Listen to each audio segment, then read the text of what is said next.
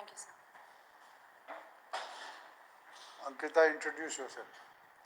Good afternoon, everyone. My name is Ankita Agrawal. I was born and brought up in Kolkata, West Bengal, where I also did my schooling. I graduated with a BA in Economic Honours from St. Stephen's College, Delhi University. Post that, for a year, I worked in a private sector firm in the development consultancy space. Right now, I am undergoing training at the National Academy of Customs, Indirect Taxes and Narcotics in Faridabad. When did you join customs? Sir, I started training on March 26, 2022. 22? Yes, sir. But right you were now. selected in which year? So the results came out in 2020. I took a 1 year long. 1 year, so 2020 and then 21, but you joined in 22? Sir, we were supposed to join in December 2021, but the current batch, which was ongoing the foundation training in Missouri, they would only finish their training in March. So since we were supposed to join with them, our joining got delayed by 3 months. Okay. What are your hobbies? Sir, I really enjoy reading books, both fiction and non-fiction. I watch a lot of videos on YouTube, semi-informative, a lot of podcasts. I also enjoy playing a variety of things, like sometimes basketball. I'm learning lawn tennis at Faridabad in the academy. All right. Dr. Sinha. So, Ankita, you have been also editor-in-chief and you play tennis also. Play also tennis? I just started learning at the academy. You keep a track of what is happening in the tennis world? No, sir. No. Suppose I was to ask you, who is the greatest tennis player of all time? GOAT. Yes, sir. Can you tell me? Sir, I can think of 3 names, but I'm not. One. Sir, I would say that might be Roger Federer, but I'm not sure. You're not. You're not. Okay. Let me ask you a field where you feel more comfortable. You have been editor-in-chief of St. Stephen's College magazine. Have you heard of this Information Technology Rule 2021? Yes. You heard of it? Yes, yes. Sir, So, does it impact the media, news, digital media? yes, sir, it does. Sir, the rules apply to the section of the media which only publishes online. So rules such as restrictions on what can be published based on reasonable restrictions such as security of the state, law and order, decency, etc. But sir, as far as I know, I think a high court, if not, I think the Madras High Court has stayed the guidelines pertaining to just digital media. Okay. So, a lot of people in the media have, rallied against it. What is your opinion? Sir, I think to the extent that this was drawing a division between media that is solely digital and print media, television media, I think it was perhaps unfair to the digital media space, because all media, whether or not, depending on the irrespective of the medium, should be regulated by the same rules. And as far as I understand, print media and television media, they're largely self-regulated, and there are certain other rules that pertain to them. I think that was the contention. So, you are concerned? Yes, sir, there are. So, you think media freedom is under some kind of a restriction now in our country? Sir, if we look at some rankings, it does appear that... what is your opinion? Sir, I think perhaps our media has become a lot more polarized, and when that happens, there are restrictions both external and self-imposed. So I would say that landscape has sharpened over the past few years. No, but you haven't told me. You have used a lot of words. What is your opinion? Is the media under threat or restriction? Sir, I would say so. Yes, sir. Yes. Yes. Okay. So, tell me, suppose tomorrow you become the IB secretary. What steps would you suggest so that this concern is addressed?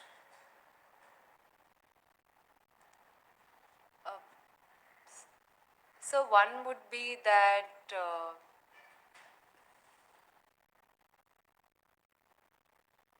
there should be a lot more focus on self-regulation of media, that they draw up their own guidelines and they do have self-regulating bodies. So perhaps corporate ownership of media houses is something that will also have to be looked at, because certain corporates own vast sections of the media landscape. Maybe that is something that can be looked at, that certain corporate sectors should not monopolize the media landscape. So these are two things I can think of. Let's move to another field. You are a student of economics also, and you have also taken political science and international relations. So you tell us, what is economic diplomacy? So this is diplomacy in the space of economic relations between two or more countries, where countries interact with one another to increase their trade, their other economic relationships in terms of technology, etc. But that's a normal diplomacy. What is the economic word all about? That's normal diplomacy. You use trade and commerce and other kind of. Why is the word economic diplomacy used?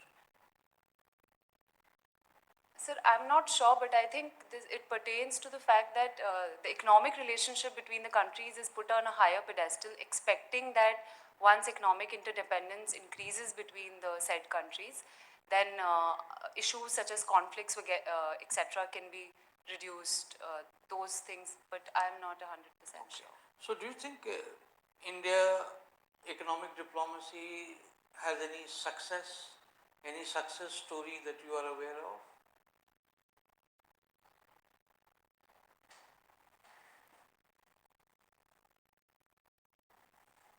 Sir, I would say Bangladesh is a country with whom because of our economic interdependence, other issues of high politics stays on the back burner, because both countries are important So to give each other. one example in relation to Bangladesh. Sir, I would say that when in our domestic politics, if Bangladesh is ever brought up by domestic parties, then that does not really affect our relationship with Bangladesh negatively that much, because both countries recognize that our economic interdependence is high and cannot really, these issues cannot be allowed to supersede that. Oh, thank you. Ankita, since you have just joined service, I will not ask you question related to your present job. But let me ask you some current affairs and test your knowledge of economics also. Geeta Gopinath, you know who she is? Geeta Gopinath, Yes, sir. Deputy MD of IMF. Yes, sir. She says that sanctions will lower dollar dominance and accelerate adoption of digital currency. What do you say? Sir, I would have to agree with Ms. Gopinath, because the reason sanctions hurt countries against whom they are levied is because of the dominance of dollars in trade and remittances. Countries like Russia, they have, because they are the most affected by sanctions, they, especially since 2014, had already started de-dollarizing their economies by trying to trade more in other currencies, particularly the Chinese yuan. And that process will only accelerate with the current round of sanctions. Whether or not it will lead to the dominance of digital currency, that I would say is No, still, she is not saying digital, adoption of digital currency, not dominance of digital currency. so yes, it will lead to adoption of digital currency, but Accelerate adoption of digital. yes, sir. So she says two country blocks like India is having a rupee ruble arrangement. So such blocks would be formed. Yes, sir. You agree with her?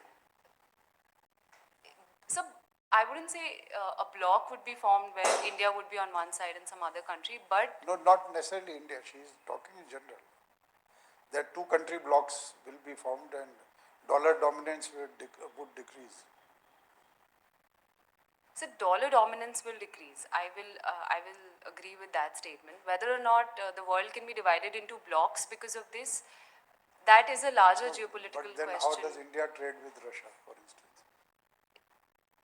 Till you have, because Russia cannot trade in dollars now. Yes, So sir. rupee-ruble arrangement has to come into force. Then it becomes a two-country bloc. Yes, in that sense, that will happen. And those efforts have been increasing since 2014, since the sanction on Russia after the But annexation what of do you Crimea. think of dollar dominance? Is it justified? Because Americans are living on borrowed money, enjoying because of dollar dominance. Yes, sir. Sir, while I would say that dollar dominance does benefit America disproportionately, but the alternative would be in the current context would be dollar being facing competition from the Chinese yuan, and from the Indian perspective, that alternative is not very attractive either. So, just purely from an Indian perspective, dollar dominance might not be the best, but it's perhaps the worst of all evils right now. Now a follow-up question. Russia has also been debarred from SWIFT. Yes. So merely by not trading in dollars, how do you have a mechanism by which messaging can be done? Sir, I think Russia and China together are building their own version of SWIFT. But analysts say that that will not succeed because global finance needs more interconnectedness for it to work. Okay. Let's move to another subject. LIC IPO. Are you aware of what's happening on that? It has been postponed for Yes. some time. But what do you think would be the valuation like? So the figure, Yeah, something has come out in the press. I'm wanting to know how much you remember out of that. so I don't remember the figure, but I do know that its prediction is that when the LIC IPO does come through, it will become the most valued company by market capitalization. No, on what basis do you say that? So based on newspaper reports. No, newspapers don't, that is just speculation. Have you heard of what is called embedded value? No. Okay, we'll discuss this later on. Let me ask you one question which I was asked during my IAS. See, during partition time, there was violence both on the western sector as well as eastern sector. But on the eastern side, the violence was much less. Why do you think that? So based on what I've read, one of the main reasons is that on the eastern sector, it was already known that partition was not as sudden. So the movement had started to happen. So that's why it was not as cataclysmic. So whereas in the western sector, it was not really known what part of the country is going to which country. So that was one of the reasons. Secondly, sir, I think no, sir, I would actually just stick to that. Okay, That is what I've was read. not the answer I gave. But anyway, we'll discuss it during feedback time. Now let me ask you one more question. Are you aware of the tax collection figures? Of how the country has done in the financial year that has just ended? Sir, I remember the approximate and I remember the GST collections for the last Okay, month. GST, tell me. Indirect taxes. So for the last month, No, last month. I'm talking of financial year. sir, It came out very prominently in the press. That's why I'm asking. I'm sorry, sir, it would be around 8 to 9 lakhs indirect taxes, 8 to 9 lakh crore rupees, but I don't remember the. Okay, thank you. Aradhana. Ankita, what is it that precedes the budget, the day before the budget, what is presented? So, ma'am, the economic survey. Okay. And what are the economic surveys say for this year? Coming year? Highlights, can you say? Never mind. Okay. Now, if I were to say the GST legislation is an unhappy compromise, would you agree with me or disagree? Why? Ma'am, it's certainly a compromise, but I would not like to characterize it as unhappy. So why do you call it happy? I would call it happy because the reason the states, both the states and the union government compromised was because the expectation was that in the long term it would be beneficial to the India as a So what country. has happened? Where have indirect tax collections gone? As per the trajectory projected, where are we? Ma'am, I think in terms of projected, we are doing well, but No, we have reached the target as projected. ma'am, I think so. Okay, all right.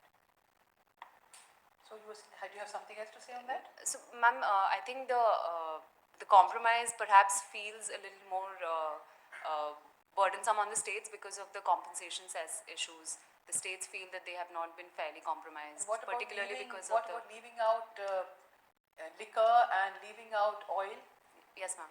Ma'am, the expectation was that once the revenues stabilized and all parties were happy with the way GST was going, the momentum on including these other items would be there.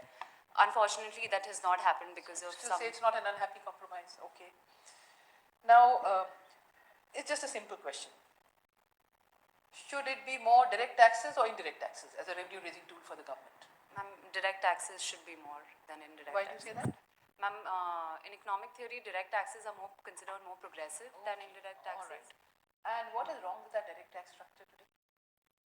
Ma'am, our base is very low and the marginal income tax on those who do pay it is considered higher than it should be. And what about the rate as compared to corporate? Ma'am, corporate income tax rates were recently revised. What is it now? Ma'am, it is 15% for those who invest before a certain deadline. And what is the personal income tax rate? Ma'am, there are slabs. Yeah, the highest slab, obviously, we're comparing. Ma'am, the highest slab I think is 30%. And cesses on it. So, do you find that robust? The corporate pays less than the personal individual? Ma'am, I think the individual should not be paying more than the corporate sector, but the corporate sector rates are competitive in the global market.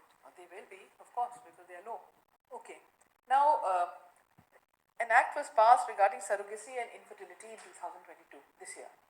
So, what was Sorry, the main ma'am. thing that it did? I did not. Surrogacy Act. Surrogacy Act. 2022. Yes, ma'am. So, what did it do? What are the main clauses of it? Main purpose of it? Ma'am, the main purpose was to protect women who are. Of course. How have they done it? Ma'am, commercial surrogacy has been banned.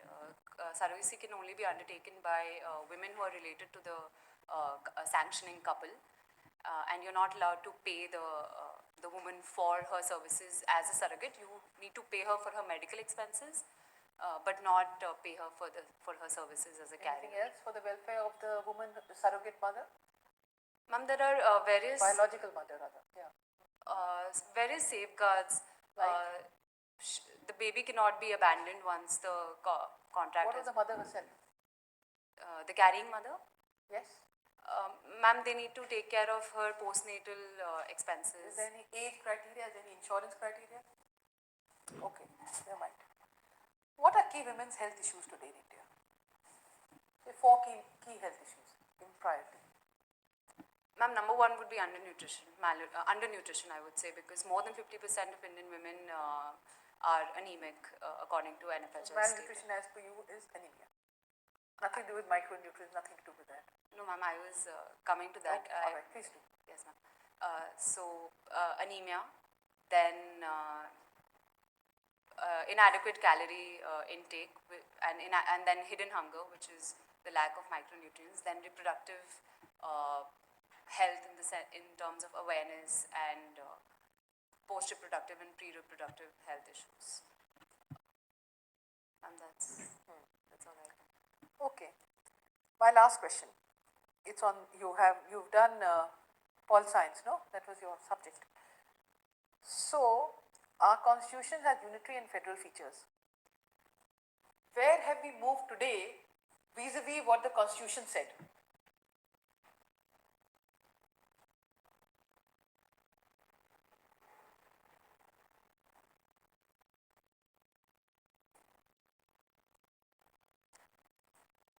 Ma'am, if I may go by legislative, administrative, Whatever you want to say. ma'am, in terms of the legislative powers, the powers of the union have been increased while that of the state have. How have they been increased? Ma'am, because the union list under the 7th schedule, it has expanded, so What has has the been included? concurrent list. What has been included?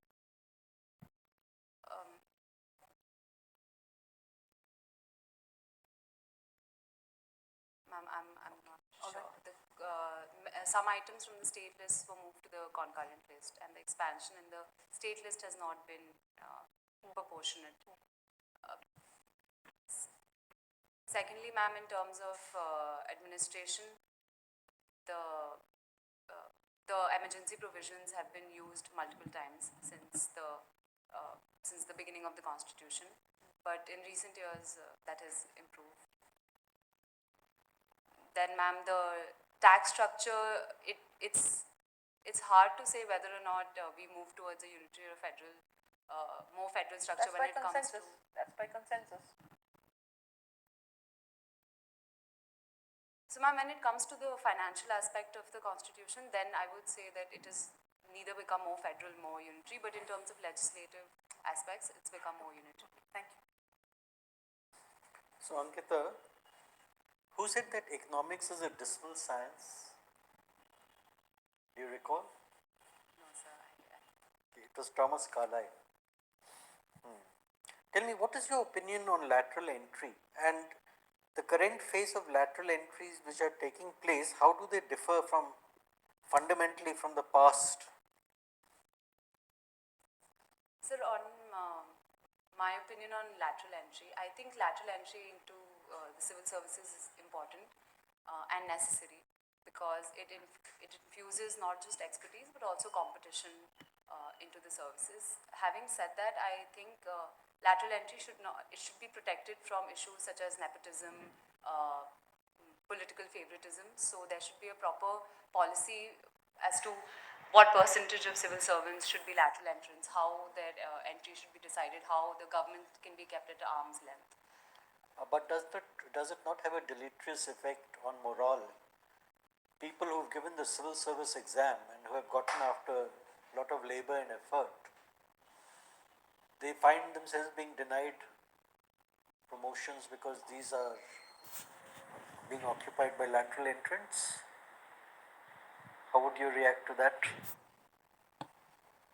Sir, I would understand the concerns of the career civil servants as they're called, but there are also allegations that within the services there is a lack of incentive. That's because promotions are automatic, etc. So I think this is something that if done with honesty and with a clear structure, not arbitrarily, I think these grievances can be addressed for the betterment of the country. Have you heard of the term drone? Drone, yes. What exactly are drones? So these are unmanned aerial vehicles, which in basic terms means that they can be remote operated, and they're generally smaller in size than much smaller in size than an average aircraft. Can be used for various purposes, both military and civilian uses. Any idea of their role in the current Ukrainian conflict?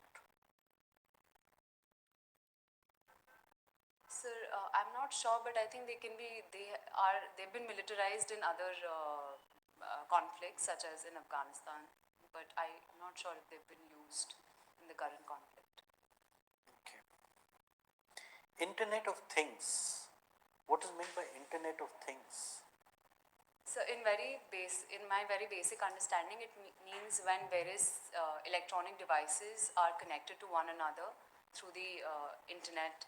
I can operate this fan from my computer, or it's connected to some temperature regulator, and every time the temperature regulator detects that the temperature has increased beyond a certain parameter, then the fan gets turned on. Very rudimentary terms.